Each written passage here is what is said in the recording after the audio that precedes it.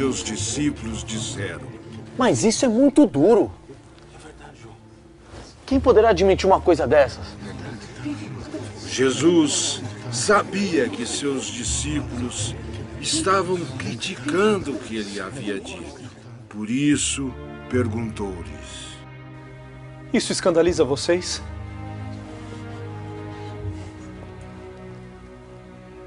O que será? Quando vocês virem o Filho do Homem subir para onde estava,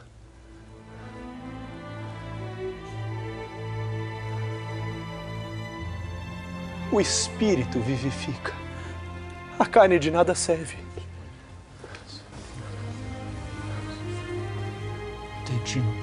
As palavras que eu tenho dito a vocês são espírito e vida.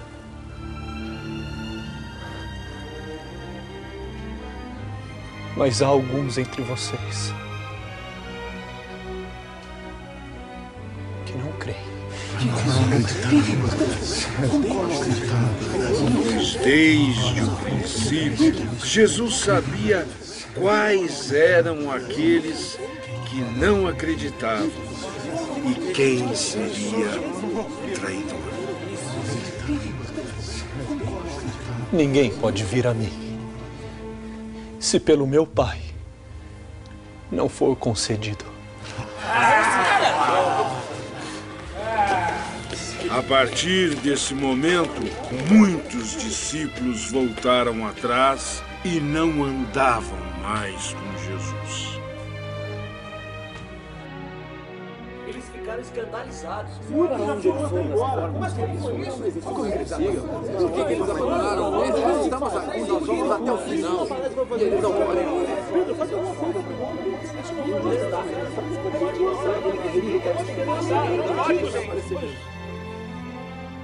E vocês? Também querem ir embora? Senhor, a quem iríamos nós? Tu tens as palavras da vida eterna. Nós cremos e sabemos que tu és o Santo de Deus.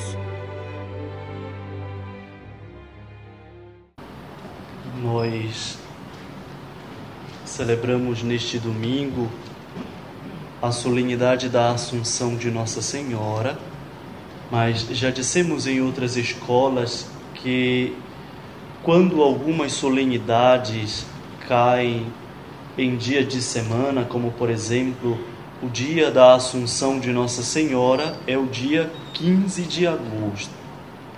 Então, em outras partes, do mundo, este dia foi celebrado. Mas no Brasil, de modo geral, tem alguma diocese, porque é festa de Nossa Senhora da Assunção que se celebra naquele mesmo dia, mas no Brasil, de modo geral, este dia não é um feriado e nem dia santo de guarda. Por isso, a Conferência Episcopal preferiu que esta festa fosse então levada para o domingo depois do dia 15 de agosto. No dia 15 de agosto, deveríamos celebrar a solenidade da Assunção de Nossa Senhora. No domingo, deveríamos ter celebrado o 20º domingo do tempo comum. E agora vamos para o 21º domingo do tempo comum. É para a gente entender, porque quando a gente parou lá, nós paramos no 19º domingo do tempo comum. E alguém pode se perguntar, mas padre, o que aconteceu com o 20º domingo? Por esta situação, por esta ocasião, foi suprimido o 20º domingo do tempo comum e foi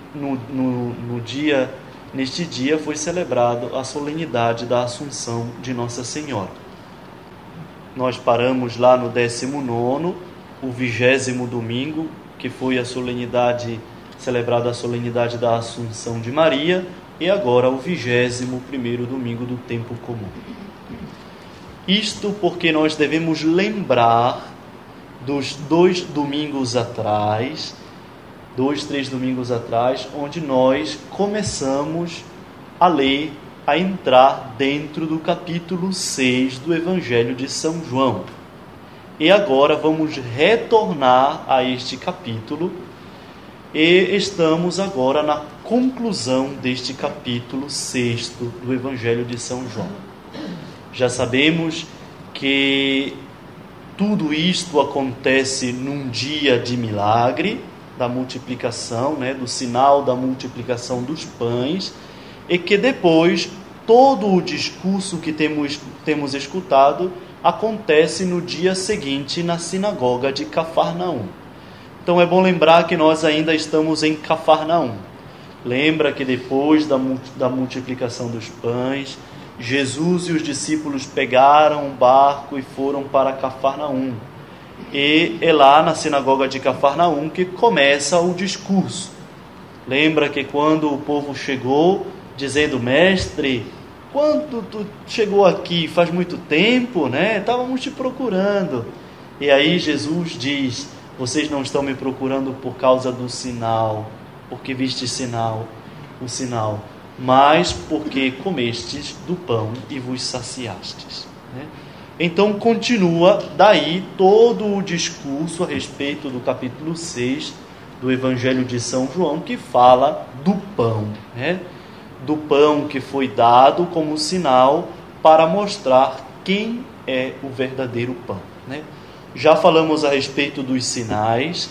Lembramos que São João não utiliza a palavra milagres para se referir a estas ações de Jesus, mas sinais, porque o sinal quer sempre mostrar uma realidade que está para além, uma realidade maior, quer apontar uma realidade maior.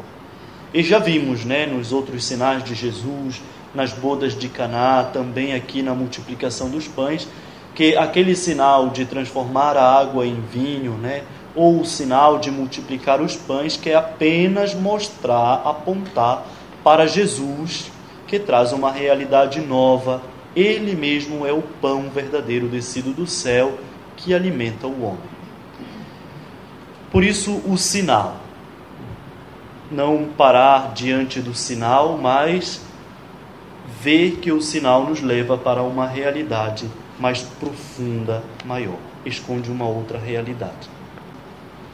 Nós vamos apenas ler alguns versículos mais para cima, apenas para lembrar como foi que terminou o Evangelho do 19º domingo do tempo comum e como era que se referia justamente ao pão.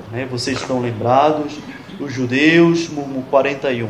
Os judeus murmuravam então contra ele, porque dissera: eu sou o pão descido do céu. Lembra que toda a contenda acontece por causa desta afirmação, que Jesus diz: eu sou o pão vivo descido do céu. E dentro desta realidade ainda vai aparecer uma outra realidade, que Jesus diz: eu sou o pão vivo descido do céu, quem comer deste pão viverá para sempre. O pão que eu darei é a minha carne para a vida do mundo. Então, sabemos que temos dois elementos que provocam toda esta discussão, vamos dizer, uma certa contenda, que é, primeiro, Jesus ter dito que desceu do céu. Então, a natureza divina de Jesus. Eu desci do céu. Eu sou o pão vivo descido do céu. Esta é a primeira realidade que gera um choque entre os judeus incrédulos e Jesus. O segundo ponto que gera um choque é também, claro, a respeito da pessoa de Jesus como o Salvador do mundo, como aquele que desce do céu, por isso a realidade divina, a natureza divina do Senhor, e a salvação, ele como Salvador. Então é justamente em torno destas duas questões que vai se gerando um monte de controvérsias entre os judeus incrédulos e Jesus. Quem versículo 55. Pois minha carne é verdadeiramente comida e o meu sangue é verdadeiramente bebida, quem come minha carne e bebe meu sangue permanece em mim e eu nele. Este é o pão, 58, este é o pão que desceu do céu. Ele não é como o que os pais comeram e pereceram, pois quem come deste pão viverá eternamente. Assim falou ele, ensinando na sinagoga de Cafarnaum. Então, encerramos o discurso do pão.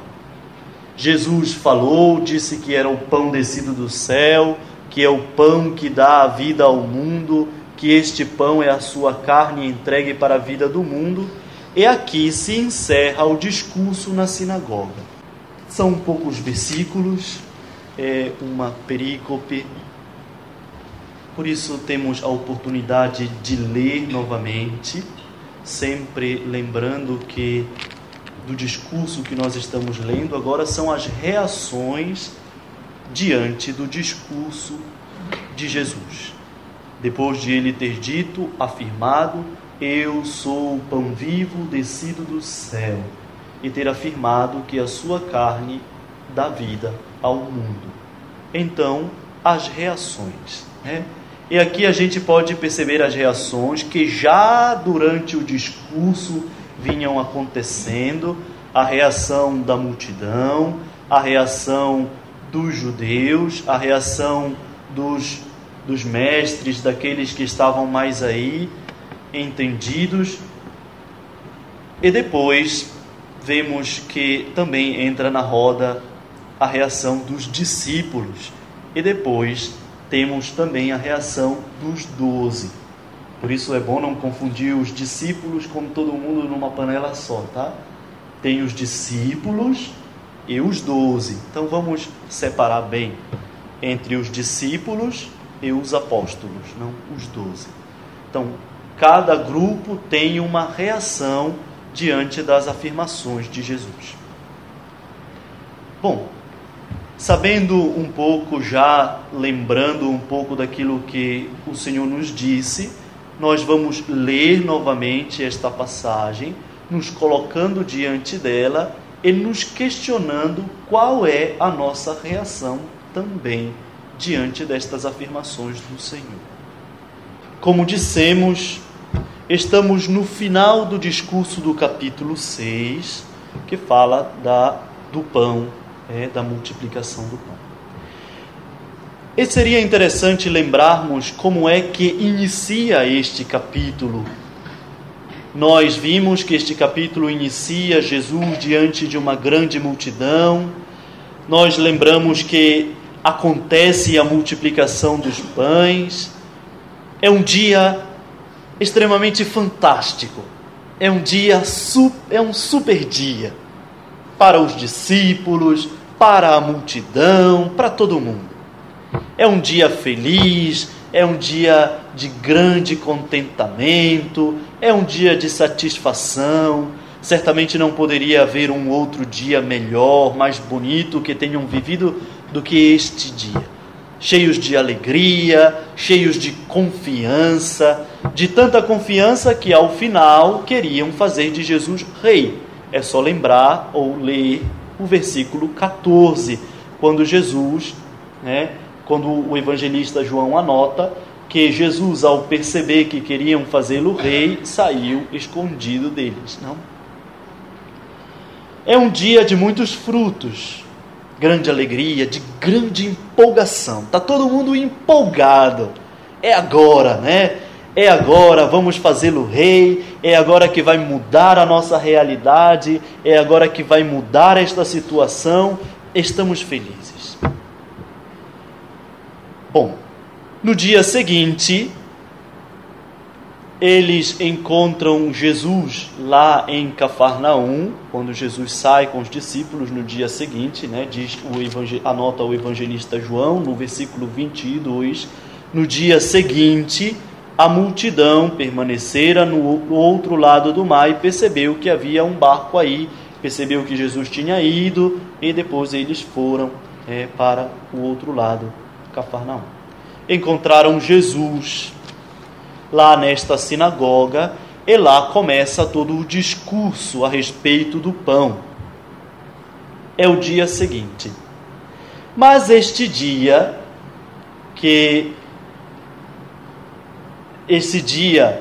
que acontece depois da multiplicação, e ainda é um dia de euforia, um dia que está todo mundo ainda correndo atrás de Jesus, porque Jesus é o cara, é bacana, ele vai, vamos atrás dele. O dia parece não terminar com esta grande alegria de que começou há um dia atrás, com este mesmo entusiasmo, que tinha o dia anterior e o início deste dia. Parece mesmo que ao final deste dia, aqui na sinagoga de Cafarnaum, o entusiasmo do dia anterior acaba-se, vai se apagando aos poucos. À medida que Jesus começa o discurso, o entusiasmo vai se apagando. Todos estão lá na sinagoga, a multidão está lá na sinagoga, está ouvindo Jesus. Então, quando Jesus diz, eu sou o pão vivo descido do céu, estragou o dia, Jesus estragou o dia quando disse, eu sou o pão vivo descido do céu. O entusiasmo foi embora, o entusiasmo da multidão se apagou. É só olharmos o versículo 41, quando o evangelista João anota dizendo, os judeus murmuravam contra ele, porque dissera, eu sou o pão descido do céu. Então, logo aquilo que era entusiasmo, alegria com Jesus, agora passa por um outro sentimento. É um sentimento e uma atitude de murmuração, de falar mal, certamente de caluniar, certamente de acusar, de falar algumas acusações contra Jesus, porque tinha dito, eu sou o pão descido do céu. E porque disse que sua carne é verdadeiramente comida e seu sangue é verdadeiramente bebida, aludindo assim ao sacrifício da própria vida. Já o fato de ter dito que é o pão que desceu do céu, o fato de ter dito que ele traz a vida ao mundo, agora diz que sua carne é verdadeiramente comida e seu sangue verdadeiramente bebida, aludindo à sua entrega, já também isso se soma para destruir toda a expectativa da multidão. É assim mesmo que queremos um Messias? É atrás deste Messias que estamos indo? Aqui começa um questionamento dentro. Os discípulos, a multidão, todos começam a se questionar. Entregar a sua carne, derramar o seu sangue, entregar a sua própria vida em sacrifício, é esse mesmo que queremos fazer rei? Estamos convictos disso? É isso mesmo que queremos? É este o ideal de Messias que estamos procurando? Certamente a dúvida começou a tomar conta do coração de todos. Quando perceberam que, na verdade, esta vida vinha por uma doação, uma entrega sacrificial. E o evangelista João deixou bem claro, mostrando as raízes profundas desta incredulidade. Quais são as raízes desta incredulidade? De onde nasce esta incredulidade? Bom, temos duas motivações. A primeira motivação é a busca de si mesmo. Onde isto aparece? No versículo 26. Onde Jesus respondeu-lhes, em verdade vos digo, vós me procurais, não porque vistes sinais, mas porque comeste dos pães e vos saciastes. Então, a primeira raiz da incredulidade é a busca de si próprio. é uma promoção de si mesmo. Escutamos o que devemos escutar, nem sempre escutamos o que gostaríamos de escutar. Então, esta busca pela saciedade de si mesmo acaba gerando no coração a incredulidade. Onde nasce a incredulidade? Quando aquele que é objeto de fé não corresponde às minhas expectativas. E quando a minha vida ou a minha caminhada é uma busca por satisfazer as minhas próprias expectativas. Então daí nasce a incredulidade. Não posso mais crer em Jesus. Não posso mais fazer com que a fé nasça, com que a fé aumente neste Jesus. Justamente porque agora já não mais corresponde às minhas expectativas. Ele já não está mais respondendo aquilo que nós gostaríamos. Ele nos deu pão, mas agora está falando de um outro pão.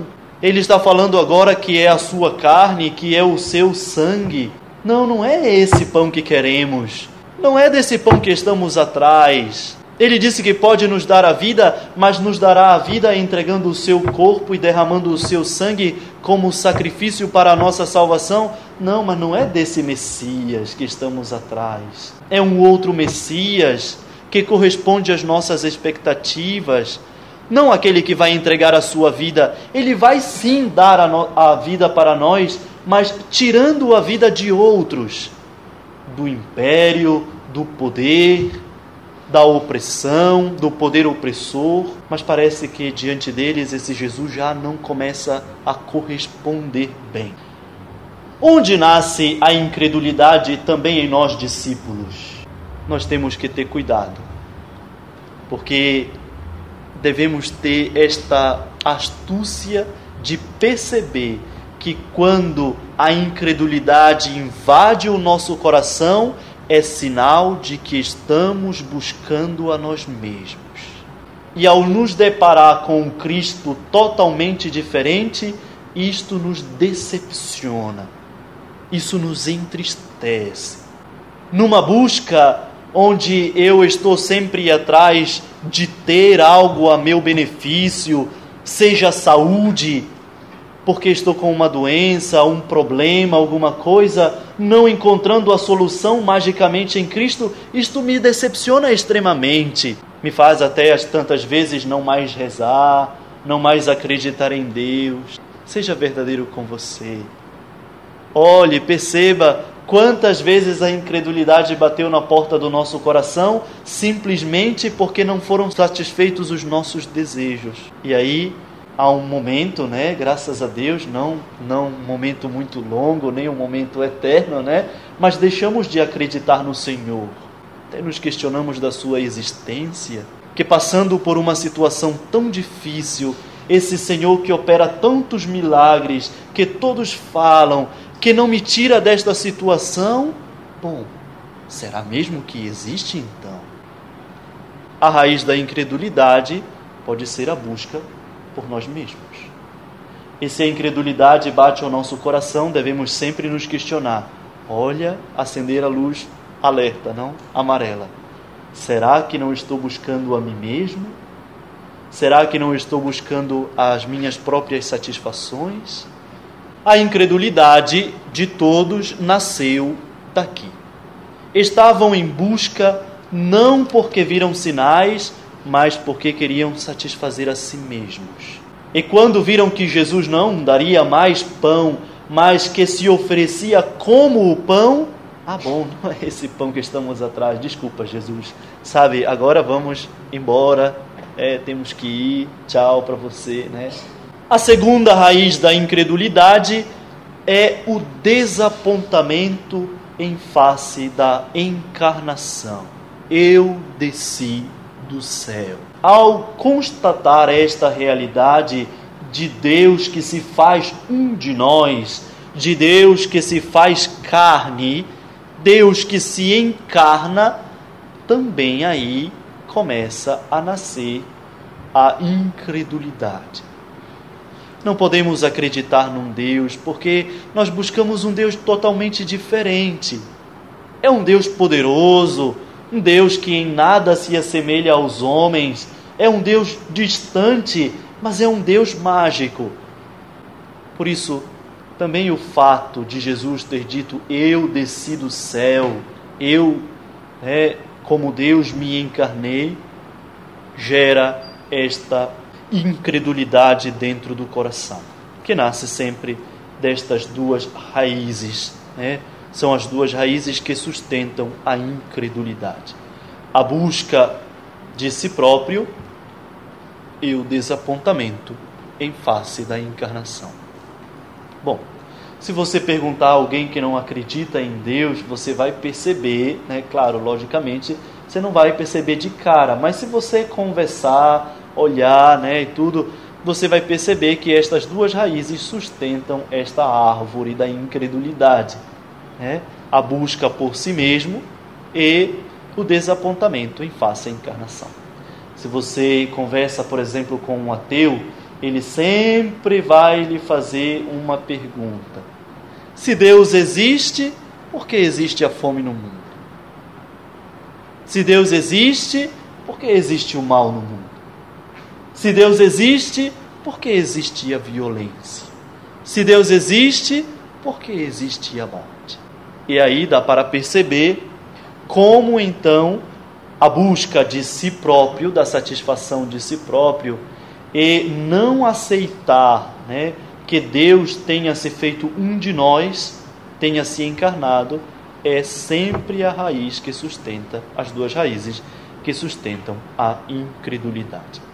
E aqui, no nosso texto, vemos que este desapontamento não só atingiu os judeus, mas este desapontamento chega mesmo a atingir os discípulos.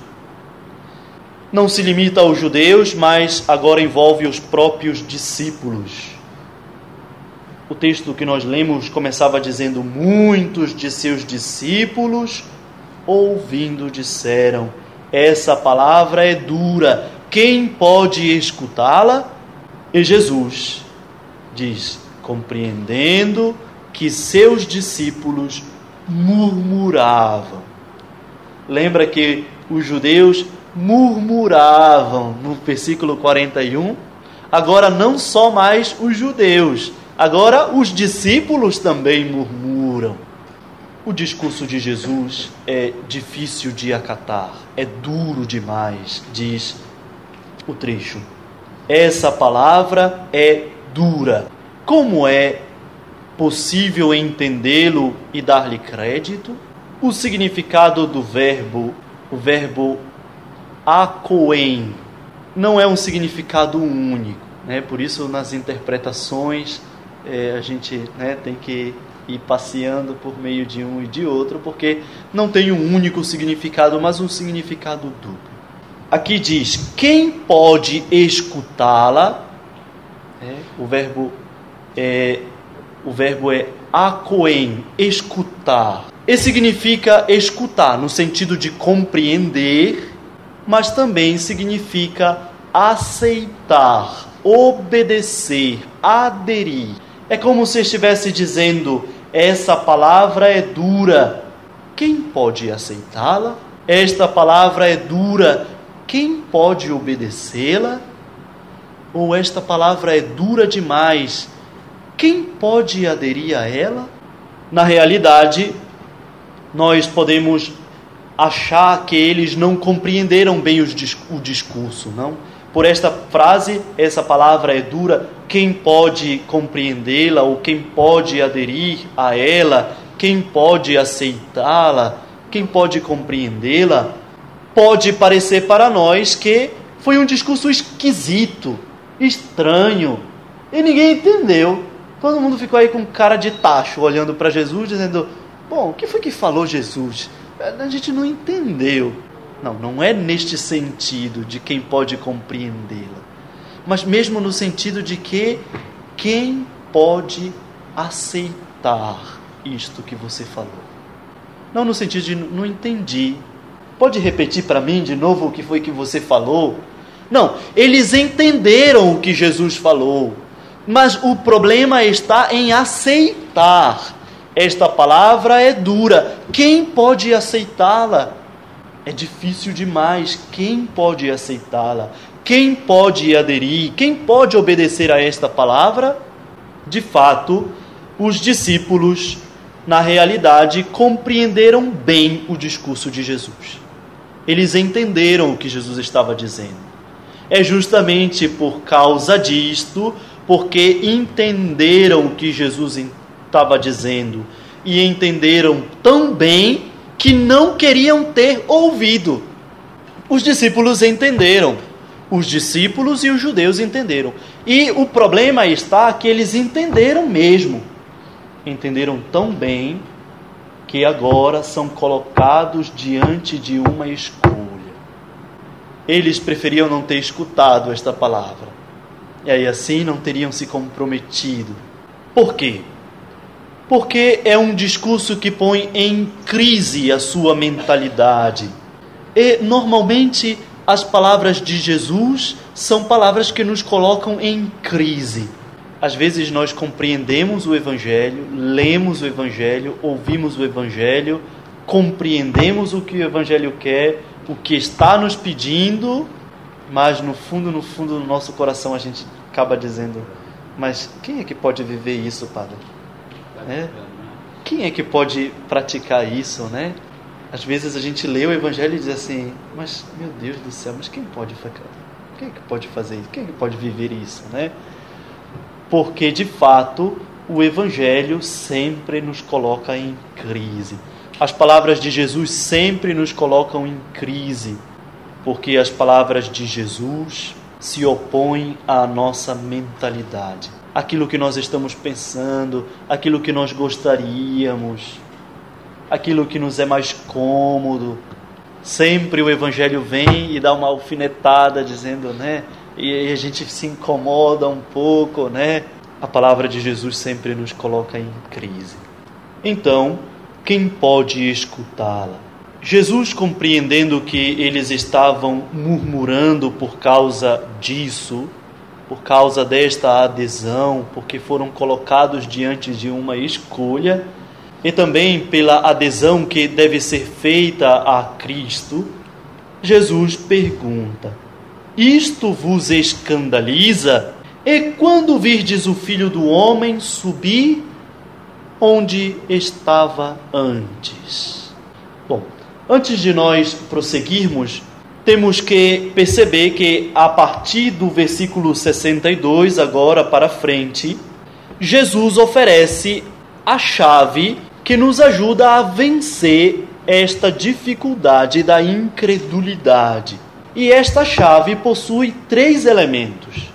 Vamos ver cada um dos elementos. O primeiro elemento está presente justamente no versículo 62. Lembre-se que uma das raízes da incredulidade era o desapontamento por causa da encarnação. Então, Jesus nos dá um elemento dentro desta chave para vencer a incredulidade. A primeira é a sua origem divina. É o primeiro elemento no versículo 62. Então, Jesus afirma que ele desceu do céu e que vai voltar para o céu. Então ele diz: e quando virdes o Filho do Homem subir para onde estava antes? Então Jesus afirma que ele desceu do céu e que ele vai voltar para lá. Este é o primeiro elemento nesta chave para vencer a incredulidade, a dificuldade.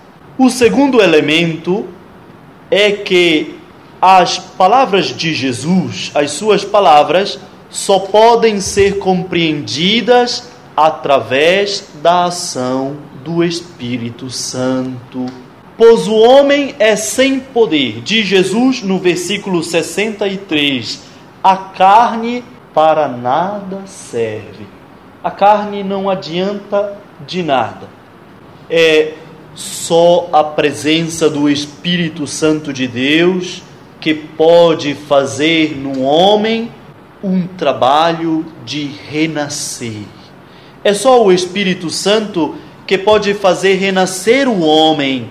É só o Espírito Santo que é capaz de fazer renascê-lo e abri-lo aos novos horizontes. Por isso, o homem sozinho será sempre incapaz de aderir a estas palavras. Elas serão sempre duras e sempre nos perguntaremos: quem pode?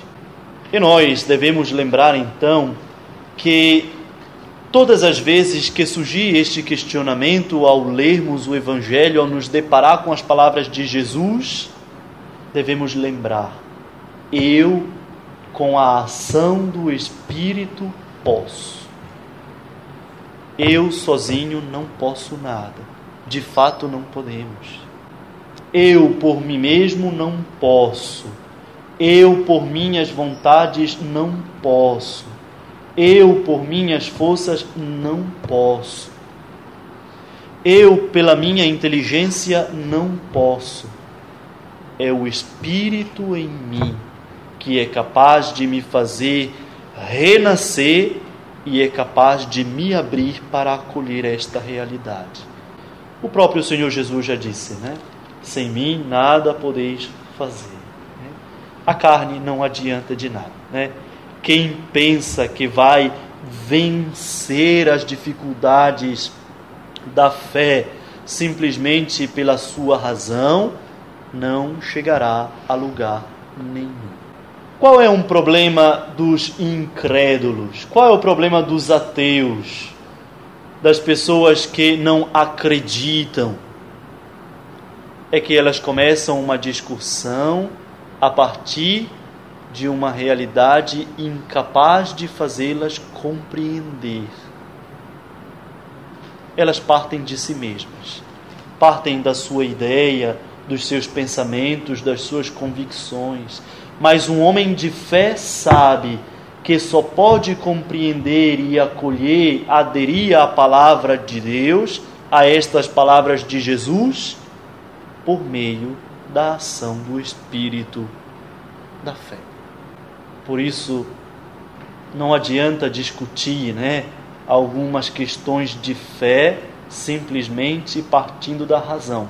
A razão pode nos ajudar a compreender, a razão pode nos ajudar a dizer a nossa fé, mas ela nunca será a totalidade que nos fará então compreender, mergulhar dentro dos mistérios da fé. Não. Você imagina quando o padre termina o momento da consagração e ele diz: eis o mistério da fé. Quem é capaz de ver naquele pão, de acreditar que verdadeiramente aquele pão é corpo do Senhor e aquele vinho é sangue do Senhor? Pela sua inteligência, levando um pedaço de hóstia no laboratório, olhando no microscópio, fazendo lá as experiências? Não.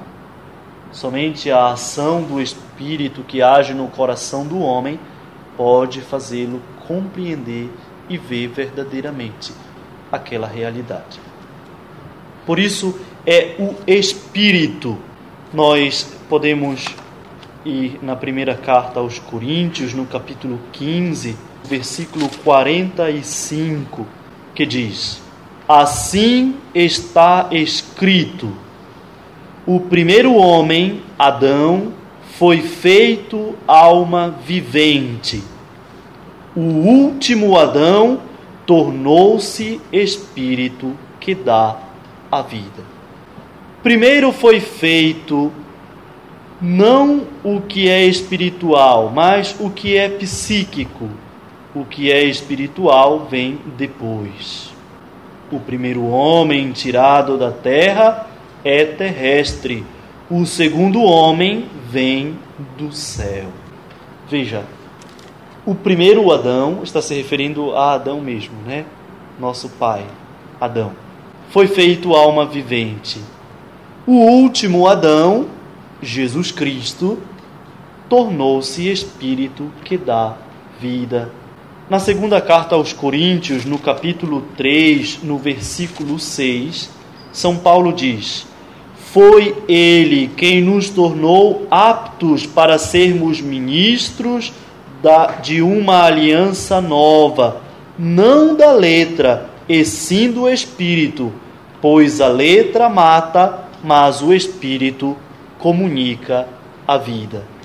Por isso, o Espírito é o comunicante. Não só é o comunicante, o Espírito é o vivificante.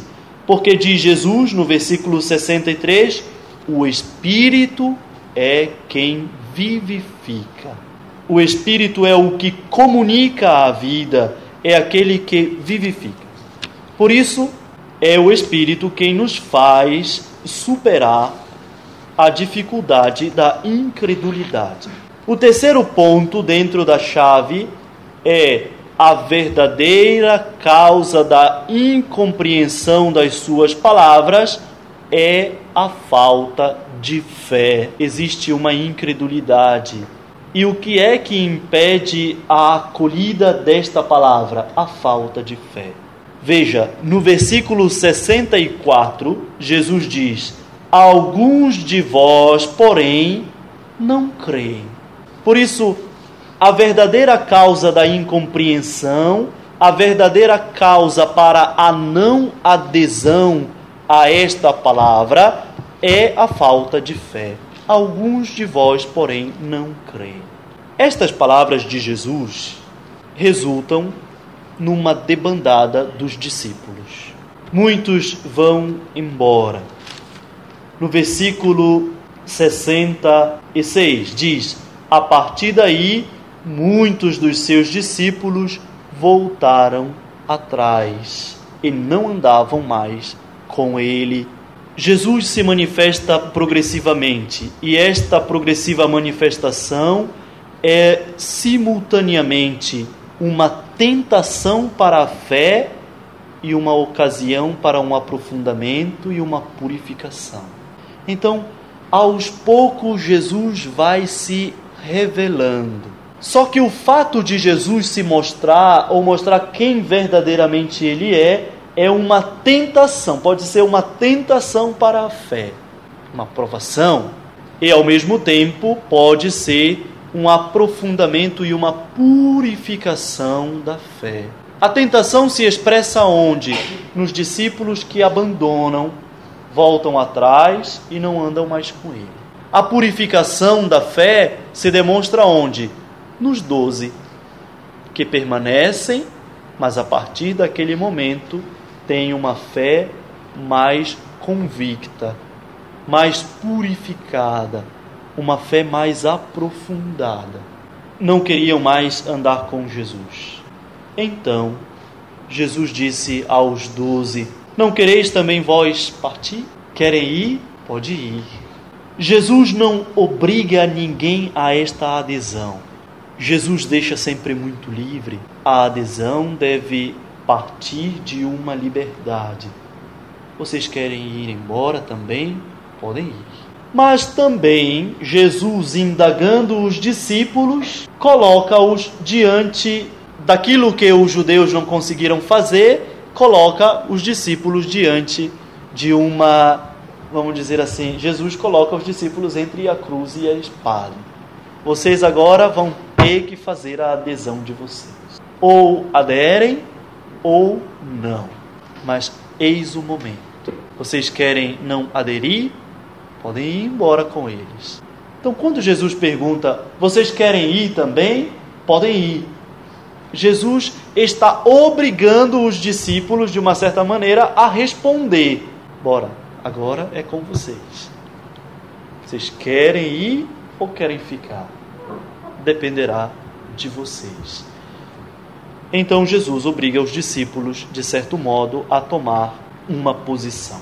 E diante da indagação de Jesus, vem a resposta de Pedro. Senhor, a quem iremos? É claro que já na resposta de Pedro, dizendo a quem iremos, já demonstra que não tem mais outra opção. A quem iremos? Não podemos mais ir a ninguém, porque só tu tens palavra de vida, não? Então não é que tenha uma outra opção, né? Na resposta que ele dá, não é que se abra para um leque de opções, mas muito mais do que uma opção, a resposta de Pedro, depois nós iremos ver novamente, quer demonstrar que, na verdade, o projeto de Deus, mais do que por um projeto, né, por uma adesão a um projeto que você pode ou não abandonar, porque uma coisa é um projeto que nós estamos fazendo. Vamos imaginar que temos um projeto aqui na catedral e todos nós fazemos parte, né? A um certo ponto, você diz assim: padre, eu não quero mais participar desse projeto, não vou mais ajudar. Não sei bem como explicar esta situação, mas você diz: não quero participar do projeto, tá, tudo bem, tem muita gente envolvida no projeto, e a ideia é de que você fez um compromisso ou uma relação com o projeto. E a resposta de Pedro é muito mais profunda, porque nos faz ver que não é a um projeto, mas a uma pessoa. A quem? É algo pessoal. Então, aquele compromisso que tem assumido o discípulo é um compromisso pessoal. Então, uma coisa é você assumir um compromisso com um grande projeto ou com um grande plano. Uma outra coisa é, por exemplo, você assumir o compromisso comigo, né, para me ajudar neste plano, neste projeto. Então, é algo sempre muito mais profundo, muito mais comprometido. Por isso que a resposta de Pedro vai mostrar justamente que existe algo mais profundo do que necessariamente um projeto, como talvez os discípulos tenham pensado, né? Era uma coisa boa, né? Aí a gente vai, não vai, tanto faz como tanto fez. Para mostrar no final que, na verdade, toda a adesão é feita a Cristo, pessoa de Cristo, a uma pessoa. A adesão de fé, a adesão da salvação é feita à pessoa de Cristo. Para mostrar a todos nós discípulos que, por exemplo, um exemplo bem corriqueiro, bem banal, né? Que não é tanto um projeto. Alguém pode dizer: mas padre, será que alguém tem esta ideia? Sim. A grande maioria dos nossos cristãos católicos pensam deste modo. Não? Eu estou vinculado a uma espécie de projeto de salvação ou alguma coisa que me ajuda, chamado igreja. A minha ausência ou presença nada interfere, não tem nenhuma relação mais profunda e não há uma relação de proximidade e uma interação ou uma ligação mais estreita. Às vezes pode acontecer isso com os discípulos, né? Às vezes a gente pensa isso, né? Não, tanto faz como tanto fez, esquecendo, na verdade, que a nossa participação na vida da igreja deve ser sempre uma adesão à pessoa de Cristo. Algo pessoal, né? É uma adesão pessoal ao Senhor. É Ele que caminha junto comigo, que trilha este caminho junto comigo. Por isso, a quem iremos? Não podemos ir a outra pessoa. Alguém pode pensar, você diz assim, pode pensar: padre, hoje em dia tem. Muita gente pensa assim, não? Eu saio desta instituição, vou para uma outra, depois para uma outra, depois me meto com uma filosofia de vida, com as pessoas que fazem o bem aqui e tudo mais, e está tudo bem. Não, esquecemos-nos que o cristianismo é a adesão pessoal ao Senhor Jesus. A quem? Não a uma instituição, não, mas a quem? É claro que é justamente dentro do seio da igreja que fazemos esta adesão, mas para ajudar os discípulos a superar um mero pensamento de que a sua ligação é com um projeto ou com uma instituição. Por isso que pode vir logo, né, Pedro perguntando a quem, né? Será que ele ia escolher outro partido, outros que pudessem anunciar, falar alguma coisa bacana e tudo mais? Mas é bom lembrar que é a adesão à pessoa de Jesus, né? Desligando-se dele, não há a quem ir. E como nós falávamos, o problema fundamental não é ir e abandonar a obra empreendida, mas é a quem ir. Este é o problema fundamental. A quem? Para dizer então que a fidelidade a Deus é questão de fidelidade a uma pessoa. A quem iremos? Com uma pessoa com a qual nos unimos para caminhar juntos, e esta pessoa é Jesus. Por isso, a resposta de Pedro exprime uma adesão pessoal a Cristo e demonstra um indiscutível amor a Ele. E de onde nasce este amor? De onde é fruto este amor? Aqui diz: Senhor, a quem iremos? Tens palavras de vida eterna, e nós cremos e reconhecemos que és o Santo de Deus. Propositalmente, na profissão de fé de Pedro, estes dois verbos são colocados harmonicamente nesta posição que estão. Nós cremos e reconhecemos que tu és o Santo de Deus. O fruto é o fruto da confiança antes que o da compreensão. Por isso que os verbos estão postos assim. Nós cremos, o verbo crer, nós cremos e reconhecemos ou compreendemos que tu és o Filho de Deus. Quer indicar então que a adesão a Jesus é, antes de tudo, uma atitude de fé. De fé. Nós cremos. Pedro pode até não ter entendido, mas crê que é assim. Nós devemos pensar sempre, então, que a nossa adesão, a minha adesão, deve ser sempre uma adesão de fé. E depois, é verdade, devemos dar testemunho, concreto. São Pedro que diz, estejais pronto para dar razão da sua fé. Mas não vem primeiro a razão, vem primeiro a fé. Primeiro nasce a fé e depois você compreende a fé. Nunca tente compreender a fé para depois acreditar, porque você não vai conseguir. Primeiro se adere pela fé, depois se compreende a partir da fé. Porque a pessoa de Jesus, ou o plano do reino de Deus, ou o plano do reino dos céus, só pode ser compreendido a partir da fé. Se você tentar primeiro compreender para depois acreditar neste plano, não vai dar certo, infelizmente. Você vai passar a sua vida inteira tentando encontrar a razão para acreditar e não vai acreditar, porque na verdade a razão virá depois. É a fé que iluminará a razão.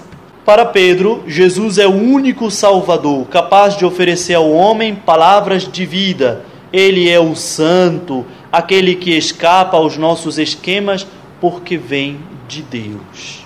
E no final, para responder à pergunta lá que a senhora fez, no versículo 70, a resposta de Jesus é ao mesmo tempo consoladora e dolorosa ao mesmo tempo. E aqui nós vamos compreender uma realidade, que pode nos confundir, é verdade, A um certo ponto nós poderíamos nos perguntar, bom, mas aqui Jesus disse, eu não escolhi os 12? E agora? Tem um que é um diabo entre vós, é Judas Iscariotes, que vai entregar Jesus. Então, é normal que nasça a dúvida, Então, até que ponto, de fato, Judas foi livre, foi culpado de tudo? Não estava predestinado, Não estava escrito, Como brincam as pessoas, Não estava escrito nas estrelas que Judas deveria ser o traidor. Não, isto foi uma escolha feita por Judas. Não perdi nenhum daquele que me destes, a não ser o filho da perdição. Em nenhum momento diz que é Judas o filho da perdição, mas ele se fez filho da perdição, por sua escolha livre. Nesta resposta de Jesus, o que Jesus está querendo dizer? Olha o que Jesus diz. E nós dissemos que essa resposta é consoladora e ao mesmo tempo dolorosa. Consoladora por quê? Porque Jesus diz assim: não vos escolhi eu aos 12, por isso é consoladora. Por quê? Porque quer mostrar então que a eleição dos discípulos repousa sobre o amor de Deus. E assim como é sem arrependimento a sua aliança, é sem arrependimento a sua escolha. Ele escolheu. É verdade. É dolorosa porque o mistério da incredulidade e o da traição se coadunam, se aninham em qualquer lugar que seja, mesmo no círculo dos 12. Então Jesus, ao dizer que escolheu os 12, não está fechando o destino de Judas, dizendo Judas vai ter que ser o traidor. Jesus está apenas dizendo, foi uma escolha de amor que o Pai fez. Assim como não revogou a sua aliança eterna no meu sangue, também não revoga esta escolha. Foi escolhido, escolheu com amor. Mas é bom lembrar que o mistério da iniquidade, o mistério do mal, o mistério da incredulidade, da traição, pode adentrar em qualquer lugar e pode se aninhar em qualquer coração, mesmo que seja dos escolhidos do Senhor. E isto aconteceu com Judas, infelizmente. E que demonstra uma realidade não longe de nós. Somos os seus eleitos, somos os seus escolhidos, somos renascidos pela água e pelo Espírito Santo. Mas, por sermos os eleitos, por termos sido consagrados no nosso batismo, por sermos católicos, por virmos à missa, por comungarmos, por todas estas demonstrações de amor que o Senhor faz por nós e por nos ter escolhido, não nos exclui que o mal possa se aninhar em nosso coração também. Não é que o mal já veio, no coração de Judas, já Jesus escolheu. Não, olha, a gente tem que escolher o Judas aqui, porque senão quem vai ser o traidor, Então tem que ser o Judas mesmo, bora lá, Passou, escolheu o Judas. Não. Poderia ser qualquer um dos 12. Qualquer um. Poderia ter sido Pedro, que negou 3 vezes. Poderia ter sido João, o discípulo amado. Não importa a escolha. Há um mistério no mal também. E ele pode se aninhar em qualquer coração. Por isso, o Espírito vivifica. É o Espírito quem purifica. É o Espírito quem nos dá a força para viver segundo a vontade de Deus. E depois dependerá sempre de uma escolha nossa. Por isso, respondendo lá ao que ele perguntou, Por isso vos afirmei que ninguém pode vir a mim se isso não for concedido pelo meu Pai. E Jesus falava isso, então, dizendo, foi uma escolha do Pai. O Pai vos atraiu a mim. A escolha foi uma escolha do amor de Deus, sim. Mas vós deixastes com que o mal se aninhasse no vosso coração, mesmo entre os escolhidos do Senhor. Vamos pedir então ao Senhor que nos conceda na nossa vida a graça, pela força do seu Espírito, a graça da fé. Que cresça sempre mais em nossos corações a fé que nós recebemos em nosso batismo. E que diante da proposta de vida do Senhor, ninguém desanime. Que ninguém de nós, diante da proposta do Evangelho, diga, quem pode viver isto? Mas que sejamos animados pela força do Espírito Santo, eu, com a graça do Espírito Santo, irei viver o Evangelho. Então sim, o Espírito em nós nos permitirá aderir ao Evangelho de Cristo. Sem Ele, nada. Não iremos para lugar nenhum. Glória ao Pai, ao Filho e ao Espírito Santo,